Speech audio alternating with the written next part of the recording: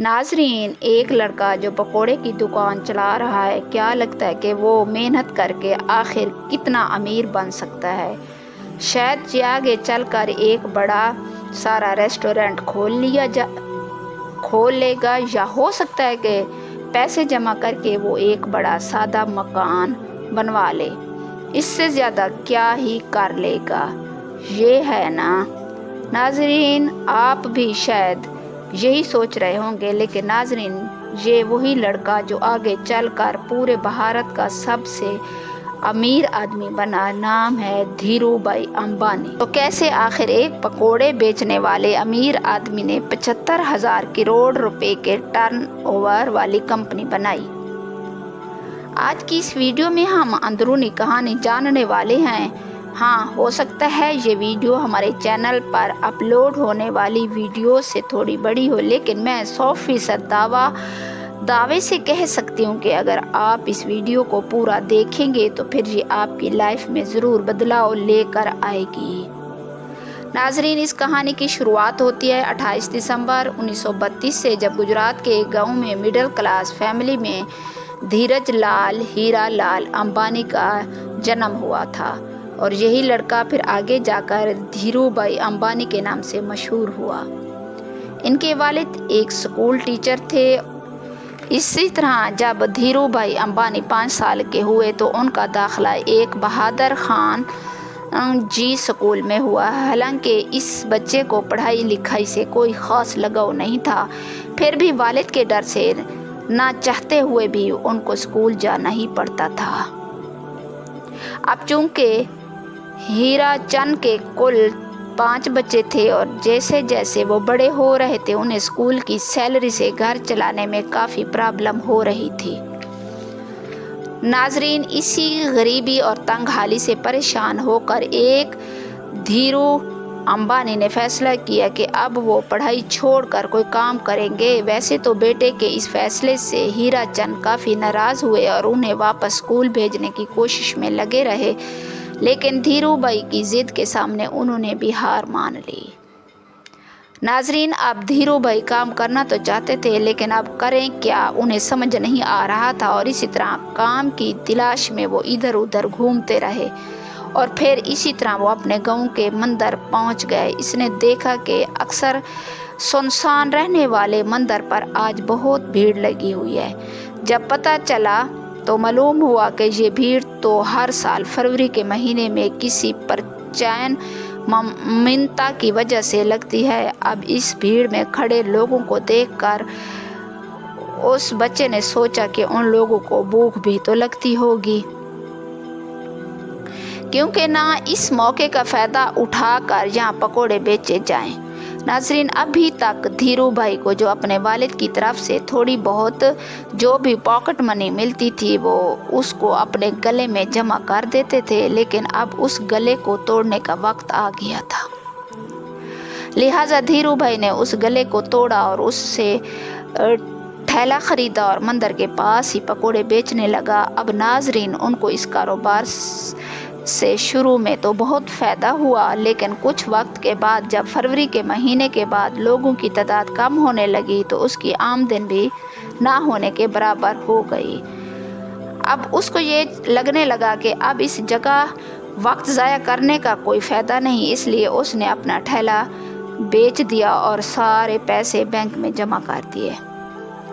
नाजरीन, धीरू भाई अब कारोबार में नफ़ा देख चुका था, तो अब आगे फिर उसने किसी नए कारोबार के बारे में सोचना शुरू कर दिया। और फिर उसने देखा कि बहुत सारे लोग यमन में काम करने के लिए जा रहे हैं, और आज से पहले जो लोग भी वहाँ गए थे उनके माली हालात काफ़ी बेहतर हो गए थे। लेकिन उसके पीछे की वजह क्या था, उसका जवाब ढूंढने पर धीरू भाई अंबानी को पता चला कि यमन में इंडिया से कई गुना ज़्यादा पैसा बनता है। इसीलिए धीरू भाई अंबानी 1950 के दौरान सिर्फ 17 साल की उम्र में अपने बड़े भाई रमणक लाल के साथ में यमन चले गए। वहां पहुंचकर रमणक लाल ने ABCN कंपनी के पेट्रोल पंप पर धीरू भाई अंबानी को काम दिलवा दिया, और यहाँ काम करने पर उनकी तनख्वाह 300 रुपये हर महीने बाद मिलना था। अब नाजरीन, यहाँ पेट्रोल पंप पर काम करने के दौरान धीरू भाई अंबानी लोगों को कई प्रमोशनल मेथड से इनकरेज करते थे कि वो ज़्यादा से ज़्यादा पैसों का पेट्रोल डलवाएं। नाजरीन, उनके इस तरह करने की वजह से पेट्रोल पंप का रेवेन्यूज़ ज़्यादा बढ़ गया और उसकी कंपनी काम से खुश होकर इस तरह उनको पेट्रोल पंप का मैनेजर बना दिया गया। अब इस तरह प्रमोशन होने की वजह से पेट्रोल पंप पर काम करने के बाद भी धीरू भाई के पास काफ़ी टाइम बच जाता था, तो इस तरह उसने सोचा कि इस खाली टाइम में क्यों ना एक और जॉब कर ली जाए। फिर ऐसा सोचकर वो एक जगह क्लर्क के तौर पर भी काम करने लग गए। अब नाजरीन, इंसान किसी भी कोने में चला जाए लेकिन वो अपनी चाय पीने की आदत को नहीं बदल सकता। धीरू भाई को भी चाय पीना बहुत पसंद था। वैसे तो उनके पास अब दो ऑप्शन थे, या तो वो रोड साइड पर 10 पैसे की चाय पिए या फिर किसी 5 स्टार होटल पर 1 रुपए की। लेकिन यहाँ पर भी धीरू भाई ने 1 रुपए वाली चाय को ही चुना ताकि वो चाय की चुस्कियाँ लेते थे। आसपास के अमीर लोगों की बातों को सुनकर ये जान सकें कि वो आखिर वो ऐसा क्या करते हैं कि वो इतने अमीर हैं। नाजरीन, ऐसे ही एक दिन जब वो चाय पी रहे थे तभी उन्होंने अपने साथ वाली टेबल पर बैठे 2 लोगों की बात सुनी, जिसमें एक आदमी दूसरे आदमी को बता रहा था कि क्या तुम्हें पता है कि हमारे यमन में जो चांदी के रियाल के सिक्के चलते हैं ना, उनमें लगी चांदी की कीमत इस रियाल से भी ज़्यादा है। यानी कि 100 रुपये का सिक्का हो तो इसमें 110 रुपये की चांदी है। अगर कोई इसे पिघला कर निकाल ले तो फिर उसके पास पैसे ही पैसे होगा। अब वैसे तो ये अमीर लोग इस बात को बस मजाक में कर रहे थे, लेकिन धीरू भाई ने इसे सीरियस ले लिया। उन्होंने एक मशीन खरीदी और फिर लाखों के सिक्के लेकर उनको पिघलाना शुरू कर दिया। जैसे जैसे धीरू भाई का ये काम आगे बढ़ा, मार्केट में सिक्कों की कमी होने लगी और गवर्नमेंट भी इस बात से परेशान थी कि आखिर ये सिक्के जा कहाँ रहे हैं। नाजरीन, जब हुकूमत ने इस बात की जांच पड़ताल के लिए इन्वेस्टिगेशन टीम बनाई तब धीरू भाई अंबानी का नाम सामने आया। हालांकि जब तक पुलिस उनके ठिकाने तक पहुंचती, धीरू भाई सारे पैसे इकट्ठे करके वहां से इंडिया निकल चुका था। ये साल था 1958 का जब धीरू भाई वापस अपने घर पहुंचा और जब उनके वालिद ने ये सुना कि वो नौकरी छोड़कर आया है तो वो काफ़ी ज़्यादा नाराज़ हुए। रिश्तेदारों ने भी काफ़ी तनकीद की, लेकिन फिर भी उसने किसी की भी बातों पर तवज्जो नहीं दी। नाजरीन, यमन से वापस आकर कुछ वक्त गाँव में गुजारने के बाद उसने कोकिला नामी खातून से शादी कर ली और फिर उसके बाद अपना खुद का बिजनेस स्टार्ट करने के लिए मुंबई चले गए। 1958 में ही उन्होंने 50,000 रुपये की रकम के साथ रिलायंस कमर्शियल के नाम के साथ दफ्तर खोला और मिसालों का कारोबार करने लगे। जब कुछ अरसा बाद उन्हें पता चला कि मिसालों की बजाय अगर सूद का कारोबार किया जाए तो ज़्यादा मुनाफा होगा, लेकिन मसला ये था कि उस कारोबार के लिए उनके पास इतने पैसे नहीं थे। इसलिए उन्होंने अपने कज़न चमिक लाल दमानी के साथ मिलकर कारोबार करने का सोचा, जो पहले उन्हीं के साथ यमन में रहा करते थे। नाजरीन, जब उन्होंने इस इंडस्ट्री में दाखिल होने की ट्राई की तब उन्हें पता चला कि यहाँ पर कारोबारी लोगों ने एक यूनियन बना रखी है और वो सब मिलकर किसी भी नए कारोबार करने वाले को इस इंडस्ट्री में दाखिल नहीं होने देते हैं, और अगर किसी का दाखिल करना भी है तो इससे पहले यूनियन लीडर से इजाज़त लेनी पड़ती है। इसी तरह से एक नए फील्ड में उतरना धीरू भाई अंबानी के लिए काफ़ी चैलेंज अपील हो गया था। हालांकि काफ़ी मेहनत मशक्क़त के बाद उन्हें ये करने की इजाज़त तो मिल गई, लेकिन उसके बाद उन्हें ये पता चला कि वो जिन फैक्ट्रियों से सूद खरीद रहे थे उन्होंने भी एक यूनियन बना रखी है और जिन्हें फाइनल प्रोडक्ट बेचा जाता था उनका भी एक अलग यूनियन है। इस तरह से ये सभी मिलकर इस बीच के कारोबारी अफराद को लूट रहे थे, क्योंकि एक तो फैक्ट्री वाले सूत महंगा बेचते थे और दूसरी तरफ खरीदार उनसे सस्ते में ले रहे थे। बीच में नुकसान हो रहा था धीरू भाई और उनके जैसे काफ़ी कारोबारी अफराद का। ये सब देखने के बाद धीरू भाई ने एक बहुत बड़ा कदम उठाया और अपने यूनियन के सब मेंबर्स को इकट्ठा करके फैसला किया कि हम सब फैक्ट्री से सस्ते माल उठाएंगे और महंगे में बेचेंगे ताकि हमें भी अपने हक का पूरा मुनाफा मिल सके।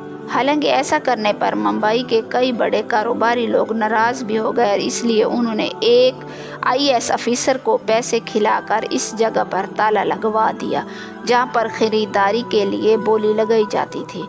लेकिन नाजरीन, धीरू भाई अब काफ़ी अरसे से कारोबार की दुनिया में काम कर रहे थे, इसलिए वो इस कारोबार की परख को जानने लगे थे। इसलिए उन्होंने यूनियन के मेंबर्स के साथ मिलकर अपना सारा सामान उस आईएएस ऑफिसर के घर के बाहर रखवा दिया। अब कुछ ही घंटों में उस आईएएस ऑफिसर के घर में कई बड़े ऑफिशियल्स आने वाले थे। अब वो उसके घर के बाहर बिखरी हुई इन बोरियों को देख लेते तो फिर उन्हें आईएएस की हरकतों का पता चल जाता है। इस वजह से अपनी नौकरी को बचाने के लिए कुछ ही मिनटों में उस आईएएस ऑफिसर ने ताला खुलवा दिया और धीरू भाई समेत उन सभी लोगों का कारोबार भी फिर से चल पड़ा। नाजरीन, अब इसके कुछ साल बाद तक तो सब कुछ सही चल रहा था, लेकिन फिर चंपकलाल दमानी और धीरू अंबानी के दरमियान में झगड़ा होने लगा। असल में दोनों का बिजनेस माइंड सेट अलग अलग था, इसलिए 1965 में चंपकलाल दमानी ने पार्टनरशिप ख़त्म कर दी और फिर दोनों अलग हो गए। नाजरीन, 1966 में धीरू भाई अंबानी ने गुजरात के निरोधा में टेक्सटाइल मिल्स शुरू की और फिर यहाँ से उसने कभी भी पीछे मुड़कर नहीं देखा। इसी दौरान हुकूमत ने एक ऐसा परमिट पास किया जिसकी वजह से कारोबारी हजरात बाहर के मुल्कों से सस्ते में फैब्रिक्स में मंगा सकते थे, लेकिन शर्त ये थी कि उससे कोई नया बनाकर वापस किसी दूसरे मुल्क में एक्सपोर्ट करना होगा। यहाँ पर भी धीरू भाई अंबानी ने चालाकी दिखाते हुए अपनी सारी सेविंग से बाहर फैब्रिक्स खरीद लिया और इसे तरह तरह के आउटफिट्स जैसे कि शाल, टी शर्ट और शर्ट्स बनाकर बेचने लगे। इस नए कारोबार के लिए ब्रांड नेम रखा गया वैमल, जो कि उनके बड़े भाई रमणकलाल अंबानी के बेटे वैमल अंबानी के नाम पर रखा गया था। नाजरीन, अब मशीन लग चुकी थी, कपड़ों का प्रोडक्शन भी भारी कीमत पर बनाया गया था, लेकिन उन्हें अब फिर बाजार में रोकने के लिए दूसरे टेक्सटाइल मालिकों ने एक चाल चली। दरअसल उन्होंने अपने सभी टेलर से ये वादा ले लिया था कि अगर आप लोगों ने धीरू भाई अंबानी से माल ख़रीदा तो फिर वो लोग उन्हें फिर कभी अपना माल नहीं देंगे।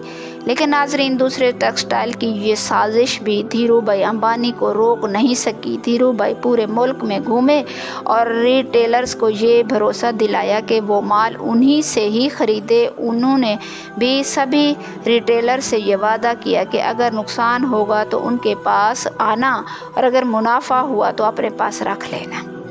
धीरू भाई की ये बात उन लोगों को अच्छी लगी और उन्होंने उससे जमकर कपड़े की ख़रीदारी की। अब चूँकि पॉलिस्टर की क्वालिटी मार्केट में मौजूद बाकी ब्रांड्स के मुकाबले में बहुत ही अच्छी थी, इसीलिए वैमल के कपड़ों की डिमांड भी बहुत तेज़ी से बढ़ने लगी।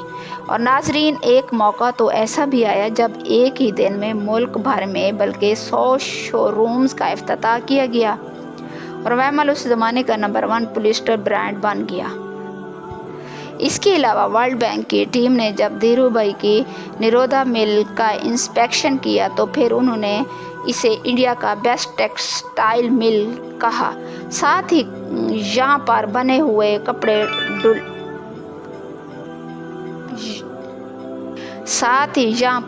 हुए कपड़े तरक्की याफ्ता मुल्कों में भी हाथों हाथ बिकने लगे। लेकिन नाजरीन, ये सफ़र धीरू भाई अंबानी के लिए इतना आसान नहीं था, क्योंकि जब उनके मुखालफिन को ये पता चला कि धीरू भाई अंबानी ने उनके मुकाबले में ज़्यादा फ़ायदा उठा रहे हैं, तब उन्होंने धीरू भाई अंबानी पर केस कर दिया। नाजरीन, इसके बाद से धीरू भाई अंबानी ने ये सफाई दी कि शर्तों में ये कहाँ लिखा गया है कि बाहर के मुल्कों से माल मंगवा कर 100% प्रोडक्ट को ही एक्सपोर्ट कर दें। असल में धीरू भाई अंबानी गैर मुल्की फैब्रिक्स से बनाए गए कपड़ों में से कुछ हिस्सा बाहर के मुल्क की मार्केट के लिए रवाना कर देते थे और फिर बाकी का डोमेस्टिक के लिए रख लेते थे। اور ناظرین، ان کی اس حکمت عملی سے ان کے کاروبار کو کافی فائدہ حاصل ہوا۔ اس کے ساتھ ہی ویمل اپنے ملک کے ساتھ ساتھ دوسرے ملکوں میں بھی اپنی اچھی پہچان بنانے میں کامیاب ہو گیا۔ اس کے بعد دھیرو بھائی امبانی نے آہستہ آہستہ کئی اور بھی دوسرے سیکٹرز میں اپنے کاروبار کو بڑھانا شروع کر دیا۔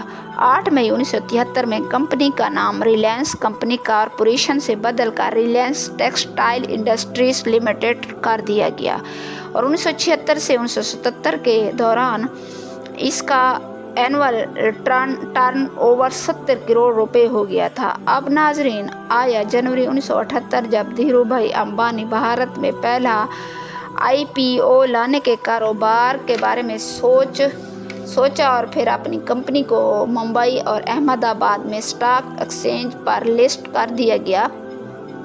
10 روپے شیئر پرائس پر 2.8 ملین اکوئٹی شیئر پیش کیا گیا، جس پر انویسٹرز نے جم کر حوصلہ جتایا، اور پھر 1,58,000 انویسٹرز نے اس میں انویسٹ کیا تھا۔ اس اسٹاک سے لوگوں نے بھرپور فائدہ اٹھایا، اور یہ اتنا مشہور ہو گیا کہ جب 1996 میں کمپنی کی سالانہ میٹنگ رکھی گئی تو پھر اس وقت پر 30,000 شیئر ہولڈرز نے اس میں شامل ہوئے، جو کہ انڈیا میں ایک ریکارڈ بن گیا تھا۔ کمال کی بات تو یہ تھی کہ اس ممبئی میں اتنا بڑا کوئی ہال نہیں تھا جو اتنے سارے لوگوں کو بیٹھنے کی جگہ دے سکے۔ اسی وجہ سے اس میٹنگ کو ایک میدان میں ارینج کیا گیا تھا۔ 1980 میں دھیرو بھائی امبانی نے مہاراشٹر کے تال گنگا میں پولیسٹر فائبر کا کارخانہ کھولا، اور کافی کوششوں کے بعد تیل کے لیے بھی حکومت سے لائسنس حاصل کر لیا۔ ناظرین، اس طرح ایک ٹائم پر پیٹرول پمپ پر کام کرنے والے دھیرو بھائی امبانی کی اپنی ذاتی آئل پروڈکشن کمپنی بن گئی۔ اس کے بعد آیا 16 فروری 1986 جب دھیرو بھائی کو پہلا ہارٹ اٹیک آیا، اور ایکچولی انہوں نے اپنے بیٹے مکیش امبانی کو بتایا کہ ان کی کمر میں کافی تیزی سے درد ہو رہا ہے، تو اس سے پہلے کہ انہیں ہسپتال لے کر جایا جاتا وہ بے ہوش ہو گئے تھے۔ اب جب مکیش امبانی انہیں لے کر افراتفری میں ہسپتال پہنچے تو ڈاکٹرز نے کہا کہ اگلے 42 گھنٹے ان کے لیے بہت زیادہ مشکل ہیں، لیکن ناظرین، اتنی سیریس حالت کے باوجود بھی ہوش آتے ہی انہوں نے اپنے بیٹے کو دیکھتے ہوئے کہا، تم پریشان مت ہونا بیٹا، میں سب ٹھیک کر دوں گا۔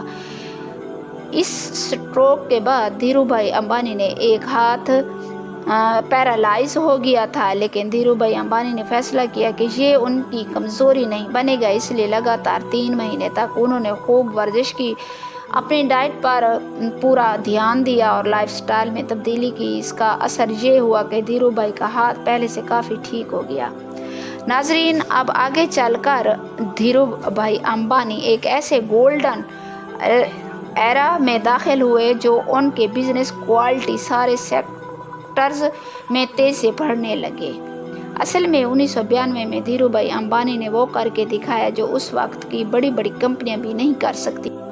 دراصل اس سال کمپنی نے گلوبل مارکیٹ سے بھی فنڈ لٹانا شروع کر دیا، اور ایسا کرنے والی بھارت کی پہلی ریلائنس کمپنی بن گئی تھی۔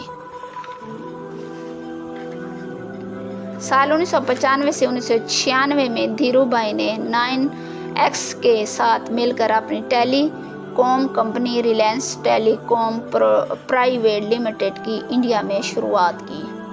اس کے بعد سے 1998 میں 2000 کے دوران دھیرو بھائی امبانی نے دنیا کے سب سے بڑے ریفائنری پیٹرول کیمیکلز کو گجرات کے جام نگر میں اوپن کیا۔ ناظرین، اس وقت دھیرو بھائی امبانی کا اتنا بڑا نام ہو گیا تھا کہ نہ صرف انہیں اپنے ملک میں بلکہ باہر کے بہت سے ملکوں میں پہچانا جانے لگا تھا۔ جب سال 1996، 98 اور 2000 میں انہیں ایشیا ویک میگزین میں موسٹ پاورفل ایشیا پیپل کی لسٹ میں شامل کیا تھا۔